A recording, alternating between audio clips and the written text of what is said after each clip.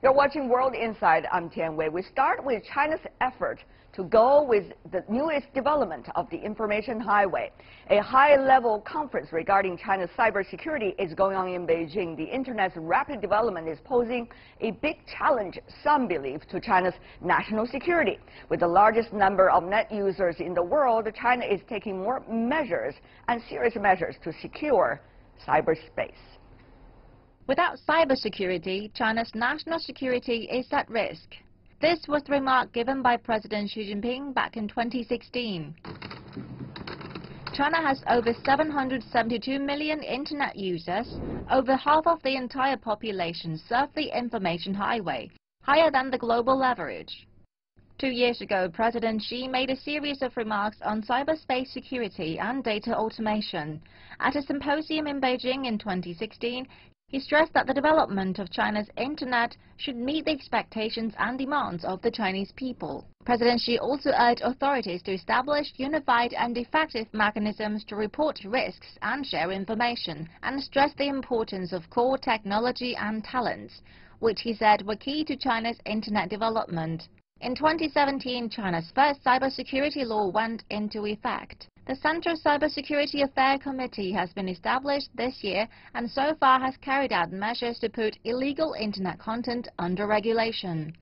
In the past 2 years, the Internet has become an information backbone for China's development, with uses in poverty relief and rural education, as well as streamlining administrative procedures.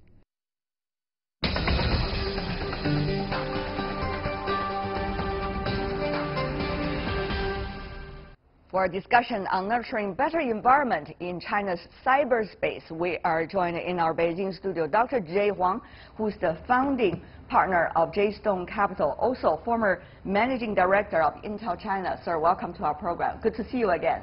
And also joining us in Beijing, Lu Chuanying, who is a research fellow at the Shanghai Institute for International Studies and also visiting fellow at the Center for Strategic and International Studies. Good to see you, sir. Also joining us in Washington, D.C. in the U.S., Dr. Ernest McDuffie, founder of the Global McDuffie Group. Welcome, Dr. McDuffie. I want to begin with you, Mr. Huang, here in Beijing. Talking about China's cybersecurity, what are some of the priorities that you have in mind as an insider? I think a couple of things. And first, maybe protect the users' data and privacy, and is another one. And also, very important is the network should be robust enough and to against the hackers' attack. That's another one. I think that's probably the top priority for me. What about for you, Mr. Lu?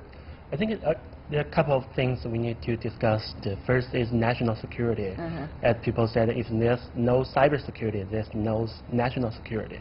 And the second level is the personal level, personal data and the privacy issues, and as well as something regarding to the cyber warfare. For example, this year is the 5 years anniversary of the Snowden events. Yes, so exactly. We all remember that case very well, even it's still having an impact today. What about for you, Dr. McDuffie, when it comes to cybersecurity from your perspective, top priorities?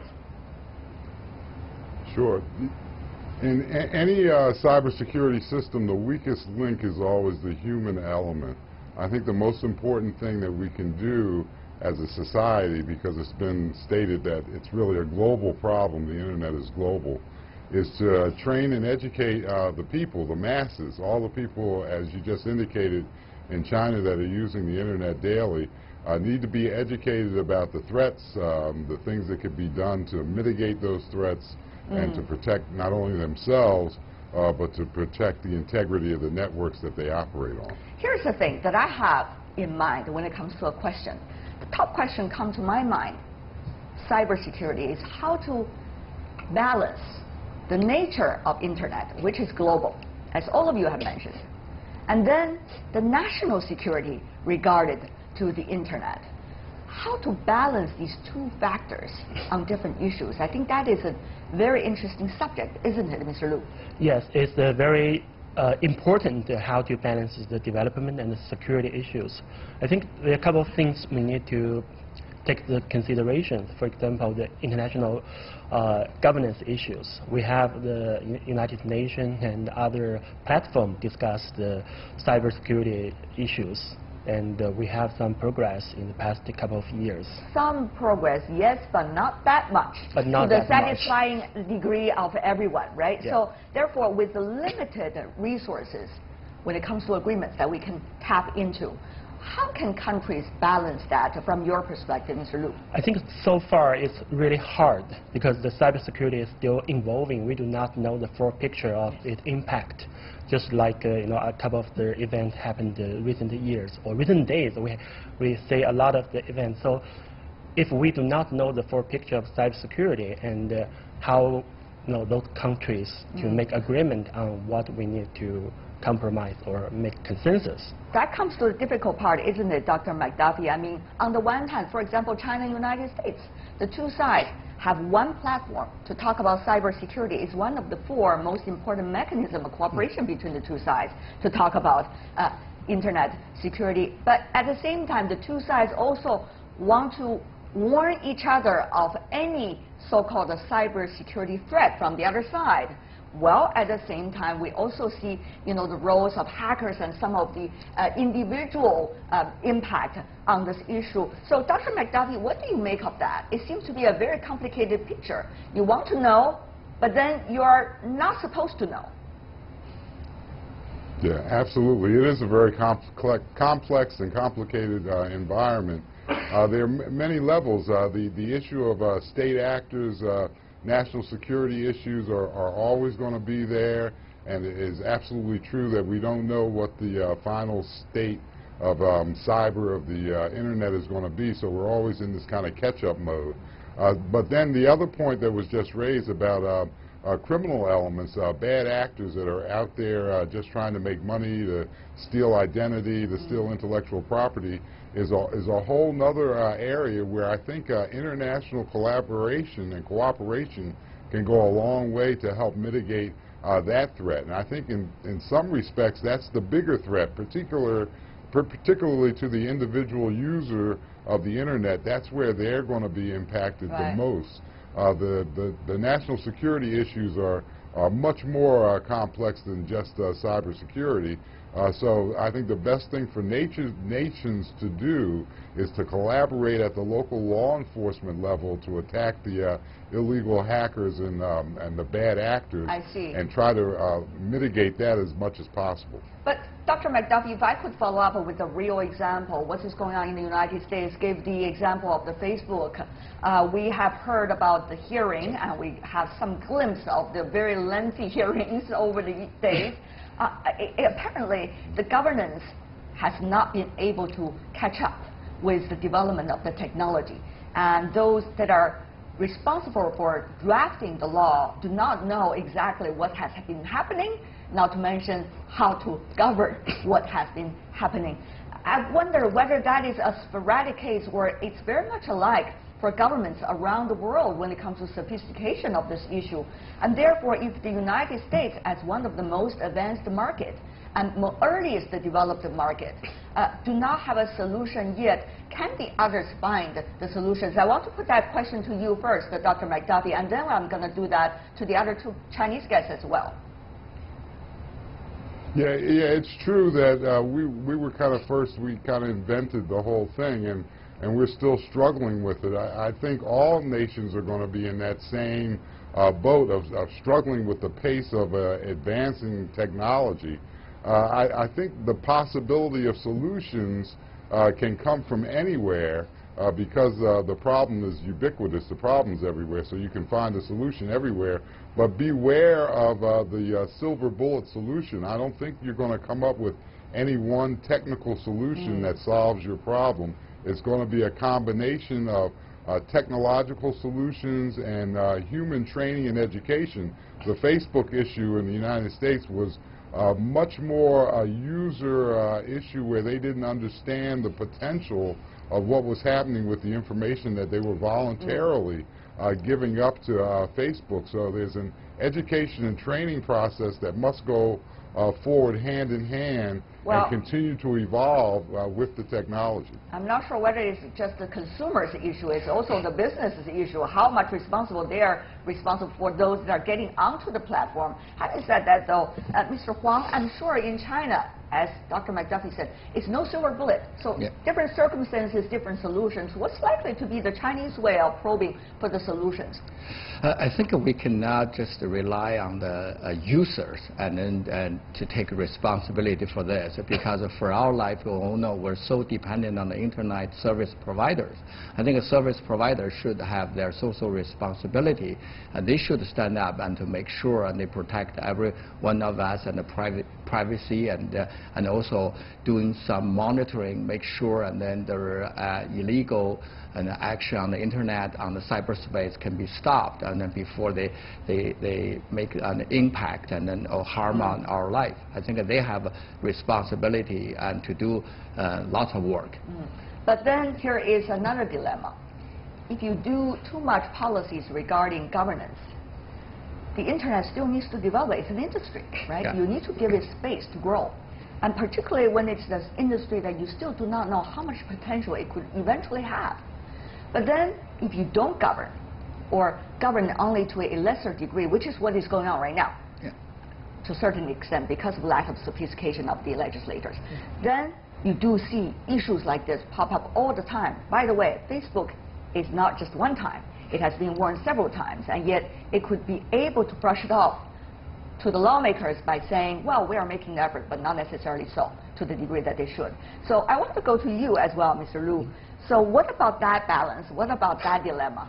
I think we need to, this phenomenon also raised the question to the governance or capability of the government, because government sometimes is far from their technology, from their companies. So when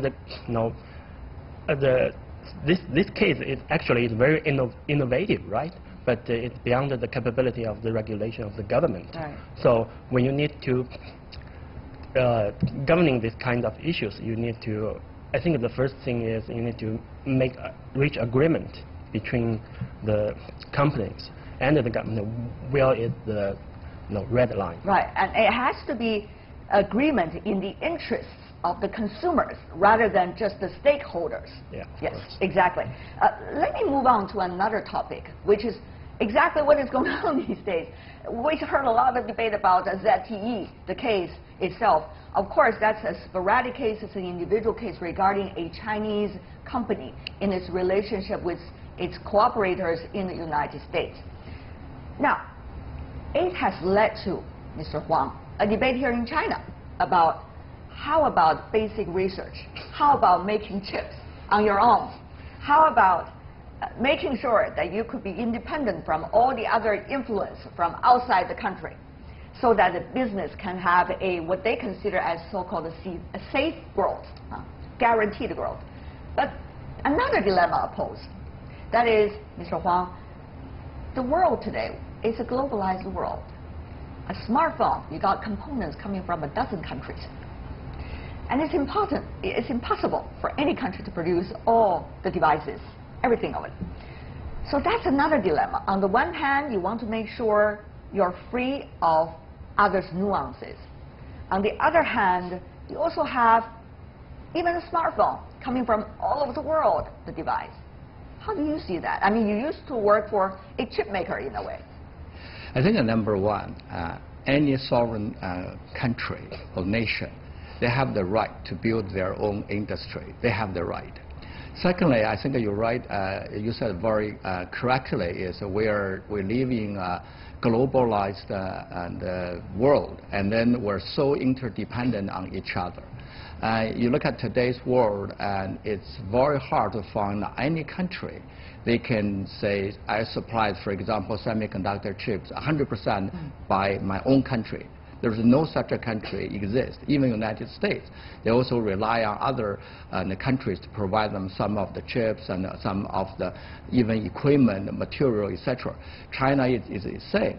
So I think we need to make sure and we have this interdependence. This is a good and win-win for every country.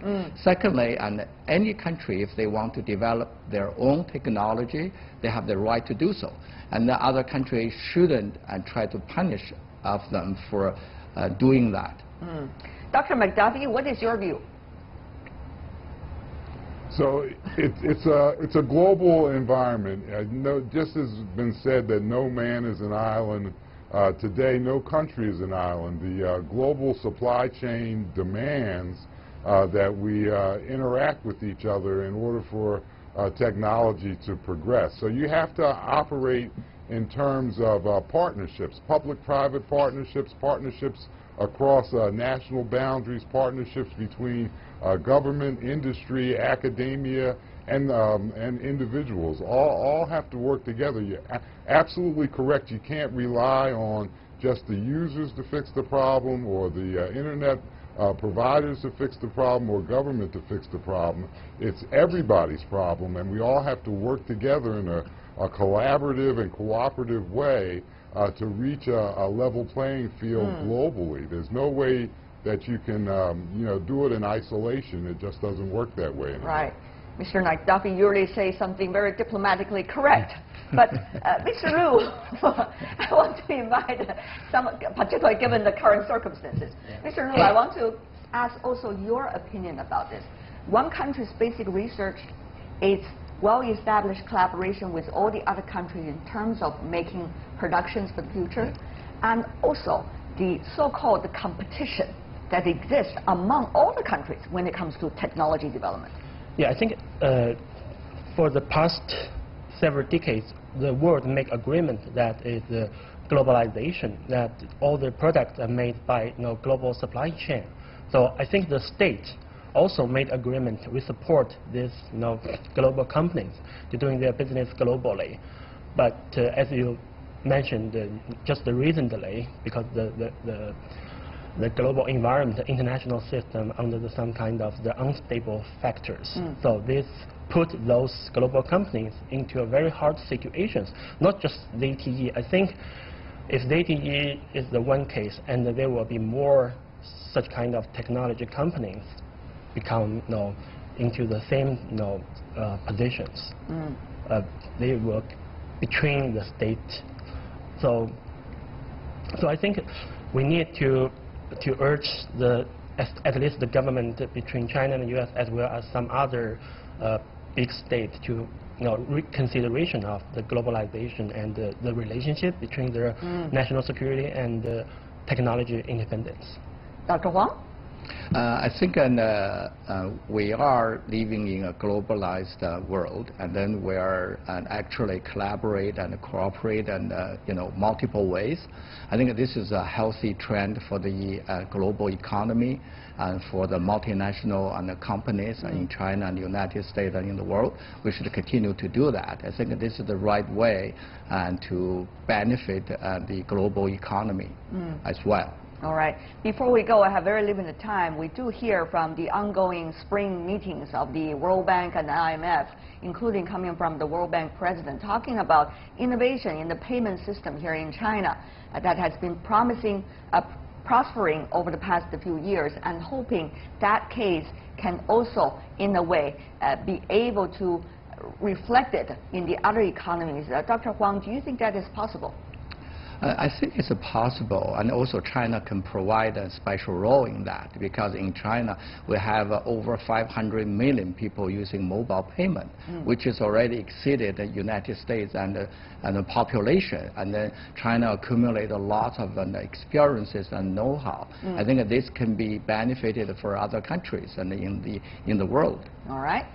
Yes, I think that China has a lot of the innovative creations, like the AI and some other internet technology innovations. So I think also not just the IMF, but also some other UN bodies, like some organization from UN want to cooperate with Chinese companies to use Chinese experience to help the world, the rest of the world, to particularly the developing countries, including some of the developed economies as well on this sector. We want to thank the three of you for coming over to our discussion. Jay Huang, Liu Chuanying, and also Ernest McDuffie. It's very important that we got guests coming from all over the world to talk about the issue of common future. Thank you so much for being with us.